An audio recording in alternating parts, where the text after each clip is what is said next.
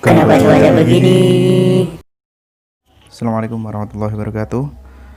Teman-teman mungkin merasa kenapa akhir-akhir ini angin begitu kencang, kemudian meskipun sudah masuk musim kemarau tapi masih banyak hujan, bahkan hujan intensitas sedang hingga lebat di wilayah Indonesia. Nah, kira-kira apa yang menyebabkan itu terjadi?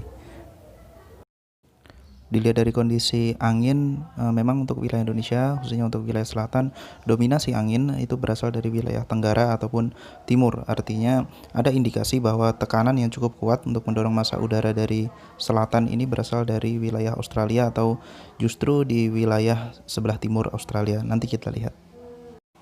Kemudian terkait dengan angin tentu erat kaitannya dengan ketinggian gelombang yang cukup tinggi beberapa hari terakhir di wilayah selatan Jawa, Bali, Nusa Tenggara Barat, bahkan di Laut Jawa, Laut Banda, Laut Arafuru, Laut Seram dan sekitarnya. Nah, ini merupakan indikasi bahwa di wilayah Indonesia ini cenderung angin ini berasal dari wilayah tenggara ataupun wilayah timur karena dia masuk dari sekitar Laut Arafuru, kemudian menuju ke wilayah sekitar Laut Banda, Laut Seram ke arah barat, sehingga menyebabkan di wilayah Laut Jawa ini juga mengalami amplifikasi atau peningkatan ketinggian gelombang yang cukup signifikan mencapai lebih dari 2 meter.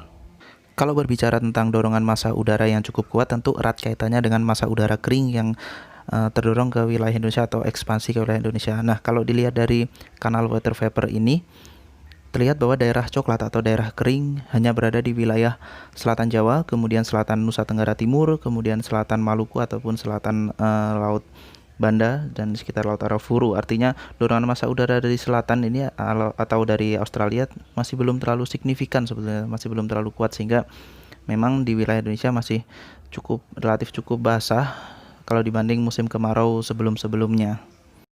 Tadi saya mengatakan terkait dengan kalau dorongan massa udara ini erat kaitannya dengan tekanan udara. Nah, ini kita lihat peta isobar ini. Kalau dilihat seharusnya pola-pola yang umum ketika musim kemarau terjadi di wilayah Indonesia, ada cukup banyak huruf H atau high pressure area di wilayah Australia.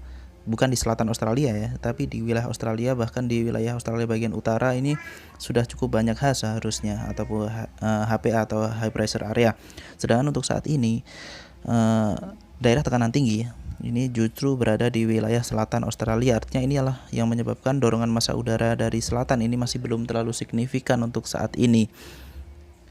Kemudian kalau dilihat tekanan paling tinggi itu berada di wilayah Australia bagian tenggara ya, atau bagian selatan bagian timur. Artinya memang inilah yang menyebabkan dorongan massa udara ini lebih dominan dari wilayah tenggara untuk wilayah Indonesia, sehingga ini yang menyebabkan kecepatan angin dari wilayah tenggara ini cukup tinggi. Kemudian ada juga yang berpendapat bahwa ada semacam anomali tahun ini. Ini kita lihat dari peta ini peta anomali vektor angin untuk lapisan 850 mbar.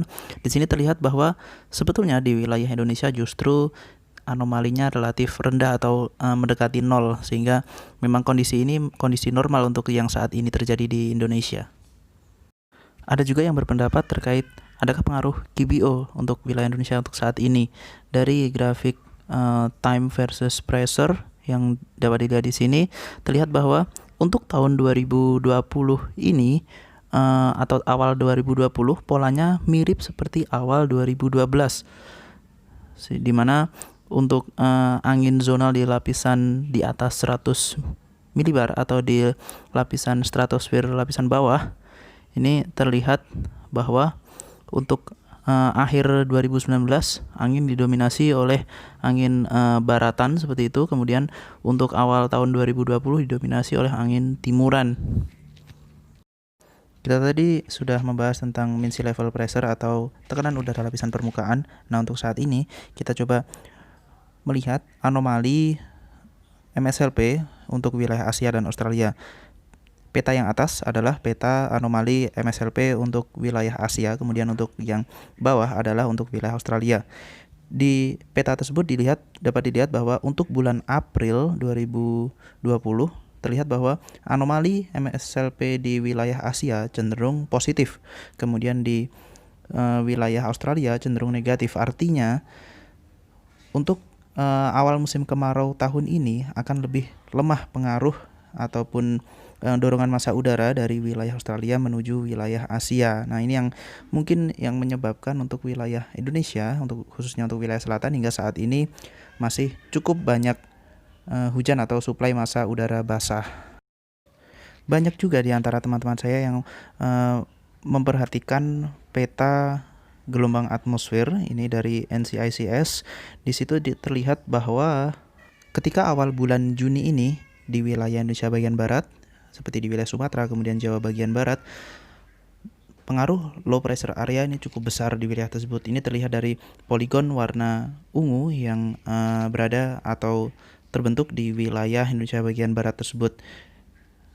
Di situ juga dapat dilihat anomali OLR untuk wilayah Indonesia bagian barat cenderung negatif, artinya potensi pembentukan awan hujan di wilayah Indonesia bagian barat ini cukup besar. Inilah yang menjadi pemicu juga untuk wilayah Indonesia bagian barat, potensi pembentukan awan masih cukup signifikan hingga hari ini.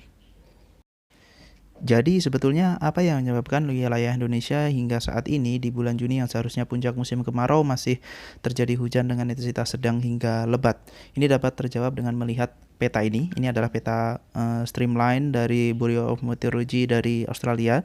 Di sini terlihat bahwa angin yang menuju wilayah Indonesia dominan dari arah tenggara ataupun dari Australia bagian timur. Artinya pengaruh dari monsun Australia untuk saat ini masih belum cukup kuat. Kemudian di wilayah Indonesia bagian barat terutama masih terdapat cukup banyak pusaran angin atau di sini dapat dilihat dengan tanda E atau eddy. Kemudian di wilayah Asia tekanannya masih relatif cukup tinggi dibandingkan kondisi normal di musim kemarau di bulan Juni seperti ini. Inilah yang menyebabkan di wilayah Indonesia untuk saat ini masih potensi pembentukan awan hujan yang berpotensi untuk menghasilkan hujan dengan intensitas sedang hingga lebat masih cukup besar. Ini yang masih perlu diwaspadai memang. Kemudian terkait dengan ketinggian gelombang hingga beberapa hari ke depan memang masih perlu diwaspadai potensi ketinggian gelombang hingga mencapai 3 hingga 3,5 meter di wilayah Indonesia bagian timur sehingga masyarakat diharapkan waspada. Sekian. Oh, ternyata begitu.